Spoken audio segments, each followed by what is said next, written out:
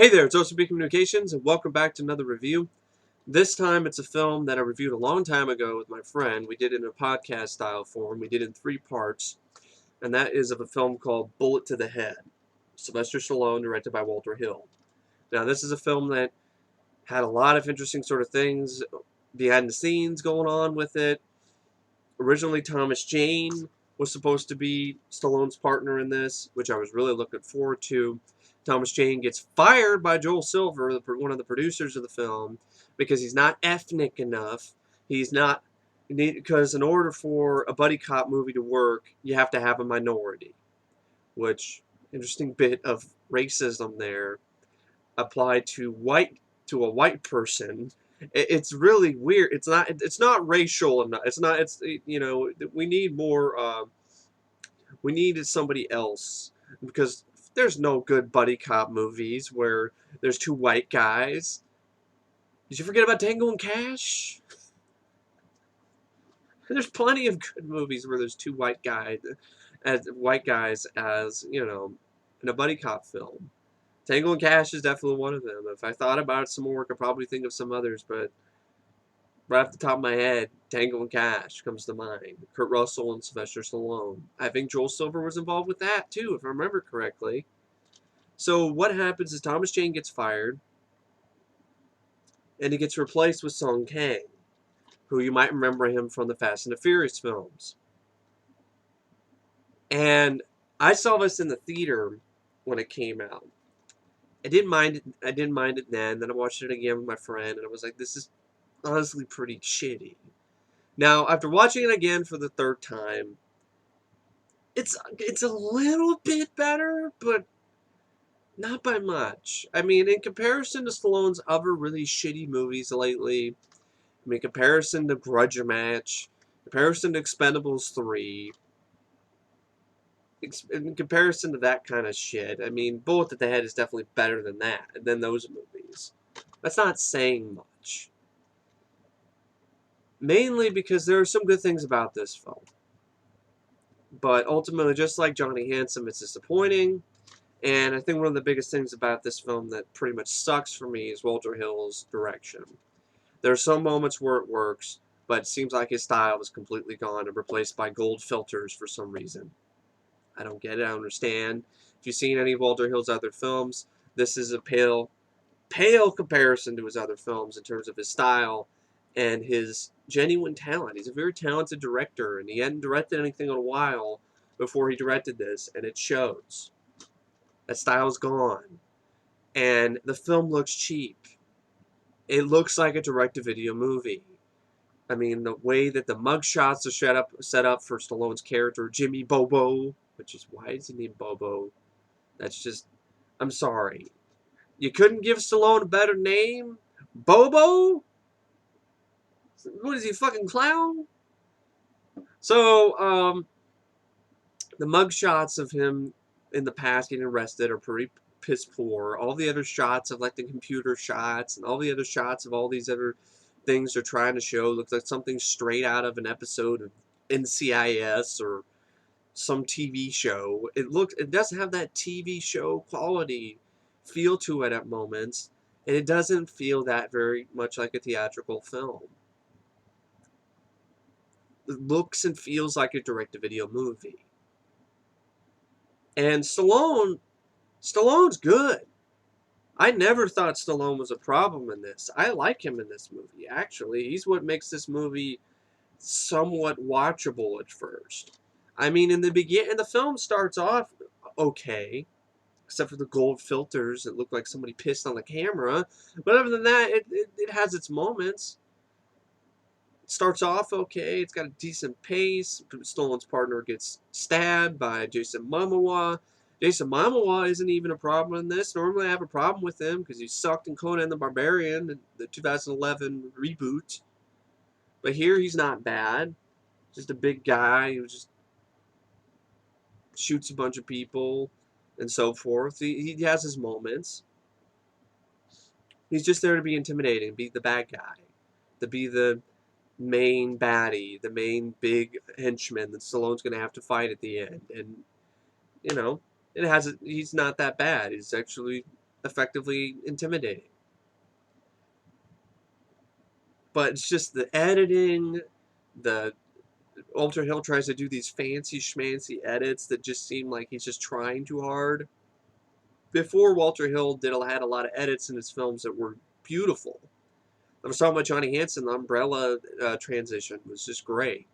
And here it's just stupid shit like the car is going this way and then it cuts and the car is going that way. Gold filters all over the place. I mean, stop. Could you? I'm like, who is pissing on the camera? Stop pissing on the camera. And then there's moments where the film looks like it is in piss color yellow too. I'm like, what is up with this shit? Stop. You're Walter fucking Hill, man. You know how to use colors. You know how to do a great job of lighting. What the fuck happened? And then the plot itself. One of the biggest problems, Bullet to the Head, which I guess is based on a graphic novel, is the frickin' writing by Matz. What? Matz? The guy's name is M-A-T-Z. Mads. That's what you get when you hire a bath mat to fucking write a movie.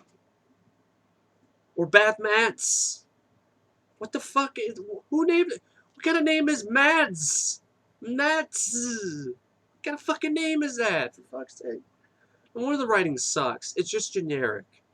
That's the biggest problem. Now, it's not the worst writing ever, because there are some good one-liners that Stallone has. You know, when I'm done with this drink, I want to be done with you.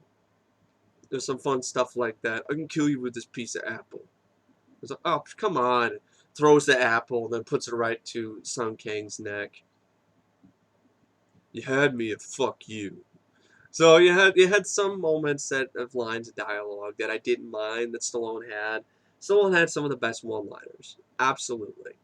Although, after a while, it got kind of old because you just kept saying one-liner after one-liner after one-liner after one-liner, and like, just get to the point already, Sly. But, once again, at least he was having fun. And at least he wasn't sleepwalking through the fucking movie like he did in Grudge Match. At least he kicked some ass. I did like the scene in the bathhouse where he fucks up this guy. I think it might be Craig Sheffer. Fucks him up. And I didn't mind that. And there's an effective amount of impact to that scene. And I didn't mind the axe fight at the end. It was actually a pretty decent fight. Except for the fucking ending of the fight, which is anticlimactic as fuck. Because Stallone stabs him with his friend's knife in the neck. He pulls it out like it's nothing. And then the fight's on again. And then it ends anticlimactically because fucking Sung Kang shoots his ass. And they're like, what the fuck? You didn't deserve to get that shot? Don't take the kill away from Stallone, you ass. Don't take the satisfaction of seeing Jason Momoa get decapitated with a fire axe away from the audience, Sung Kang. But yeah, Sung Kang is pretty shitty in this too. Like, it's not really like his performance is there. It's just this writing by Matz is lame. Because all he is like my friend Matt said, he's fucking Google Cop, or I think it was Effery, or one of. Sorry, I can't remember which one of you guys came up with it, but whoever came up with it first, good one. Because Christian Slater, who is just he does okay in this, but he just is there for a throwaway role. They get his head blown off by Stallone later in the film. And so you have this whole sort of stuff where it's all like, Sung Kang's just on his phone all the time. And even Stallone comments like, so you're one of those phone guys, huh? And I'm like, yeah, he's one of those phone guys. I wanted to see Sly take the phone and break it and then make it so he has to solve the case without the phone. That would be actually kind of interesting. That'd be a comedic moment. You're one of those phone guys, huh? Give me that. Throw it out the fucking window, drive away. Hey, what the hell? That's my phone. I can't do it. If you need a phone to solve a case, then you're not a detective. So, trust me. Trust me, I'm doing this for your own good. So, Stallone pretty much his character, Jimmy Bobo. I like his attitude. It's a good character. Just deserves a better movie. A movie that's not generic Doesn't have a plot you've seen a million times, or some rich politician asshole guy wants to take over the city, and played by Adewale Akinnuoye-Agbaje. I don't know how to fucking pronounce his name, and I don't fucking care. So he's walking around, he barely walk, and the guy's trying to screw everybody over. Eventually, he gets screwed over by Jason Momoa, who shoots him. And the action scenes in this aren't that much either. That's a problem the film has. I mean, there's some impact to them because there's a lot of gunfire and shots fired, so to speak, and some blood. But it just there's no uniqueness to it. There's no interesting cuts. There's no interesting. It's just pop pop pop pop pop pop, and then the guy falls dead, or pow pow pow, and that's it. It's kind of just blink and miss it, sort of blink and you miss it action that doesn't really leave much of an impact. And then you have like a score that just gets on your nerves after a while. It's okay for a little bit. This bluegrass score, like it's trying to be like Cooter, but failing miserably. And then it just repeats itself like it's a freaking, what is it, like a one note tune from a video game. And then it gets really old. And then you're like, can we get something else in terms of a score? Because it's not much of a score. It's just down, down, down, down, down. And they're like, okay, I get it. I understand.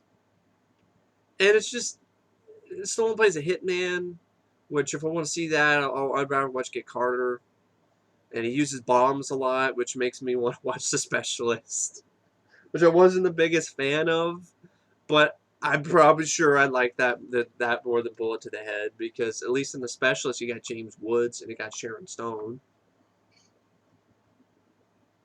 And so Bullet to the Head is pretty much, is it still a bullet to the balls? Maybe it's not one of my favorite Stallone films. I'd definitely probably even rather watch Judge Dredd over this. I'm honest. I definitely would rather watch Stop and Rumble Shoot over Bullet to the Head. And Rhinestone, no, but yeah, it has its moments, but you can definitely see why it was held back for release. And it's hard for me not to look at this film and think of what might have been.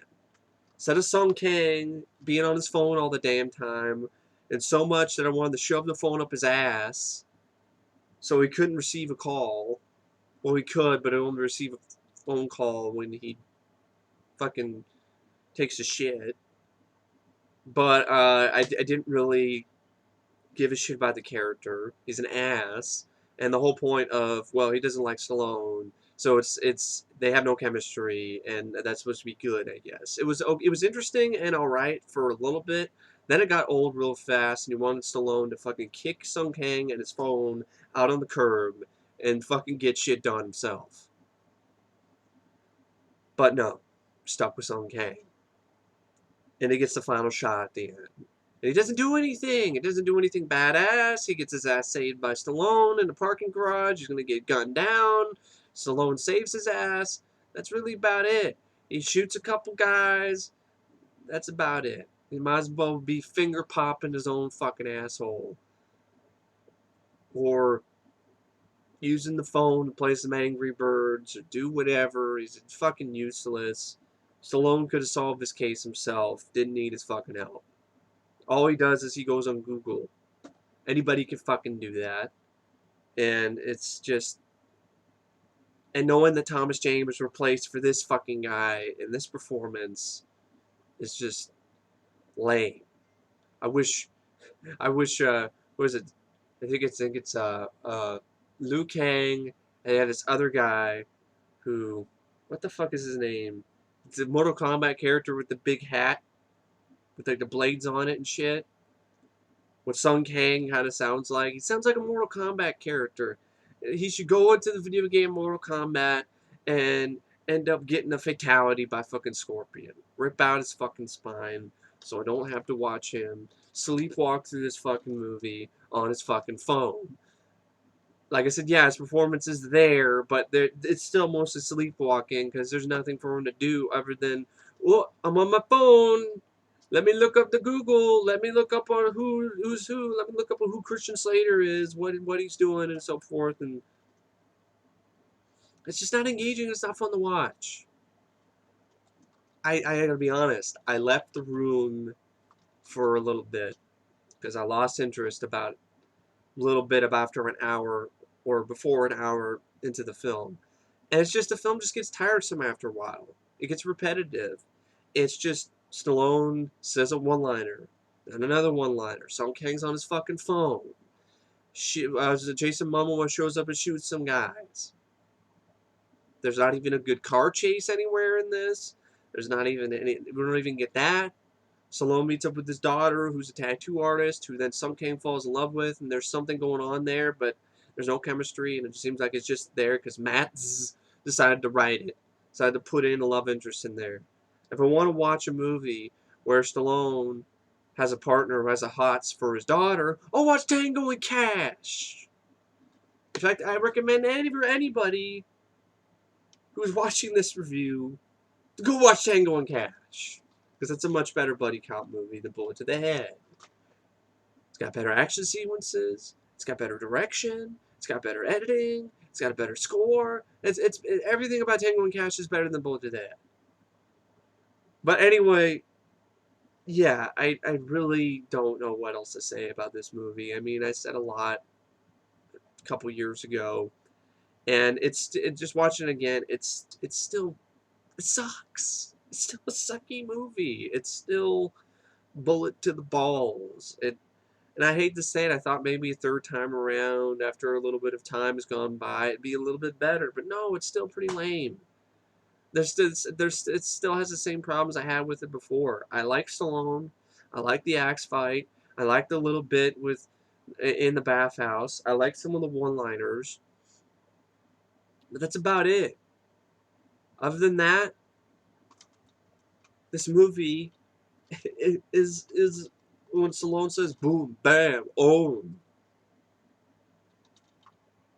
This movie is one giant poem.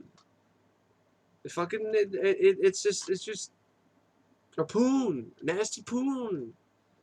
It's a nasty poon to the head. It's just blah, generic. Been there, done that plot. You've seen done in a million other movies. It's predictable.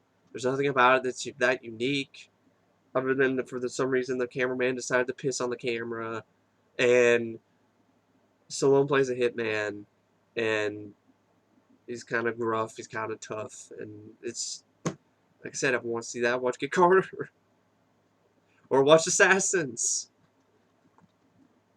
But anyway, it's like this movie is you're just reminded of better movies or movies that Stallone did with the same plot that and the same pretty much the character that you'd rather watch than this. It's just disappointing, especially considering who's involved. Walter Hill. What the hell happened, man? What happened? Did you lose it? Did you lose your touch? Because it looks like it. It really does. It looks like you lost that touch. Maybe you lost it when you decided to put the golden touch all over the camera for some reason. Decided to give the camera a golden shower. That's exactly what I want to give this movie. One long golden shower all over its head. So anyway, thank you for watching my review of Bullet to the Head. And I really want to say about the film, it's a rated on 5 stars. 1.5. If I gave it 1 star before, I give it an extra half because it was a little bit more, I don't know, at least the first half I could watch. Kind of a time waster vibe to it. But then it just gets old, and then it gets predictable, and you know where it's going, and then it just been there, done that action scenes. Stallone it just becomes a put a quarter in me, and I'll say a one-liner machine, and the just lackluster climax. Cool axe fight, well shot, well edited, had a lot of impact to it. And then it fucking ends in fucking Sun Kang shooting the guy. It was just fucking lame. It's like the ending of The Dark Knight Rises, where Bane and Batman are fighting, and then fucking Catwoman shows up out of nowhere and shoots Bane. You're like, what the fuck? You didn't deserve that. Take that shot. Same thing with bullet to the head, and it's just, it does. It feels like a bullet to the balls after it's over. Just boom, boom, 2 shots in the balls, and both of your balls. And it's painful. It hurts, and it's just one of those films that makes you realize that Stallone might be done. I mean, Grudge Match is definitely one of them that realizes he's done, and so is Expendables 3. And then this isn't as bad as those films, but it's not good either. It's just, it's a poor effort. It's a poor movie, at least to me. But anyway, yeah, 1.5 out of 1.5 out of 5. 1 for Stallone, half for some of the writing by Matz, and other than that, there's not much else that this film has to offer. Anyway, thank you for watching my review. Bullet to the head, and I'll see you guys later. See ya.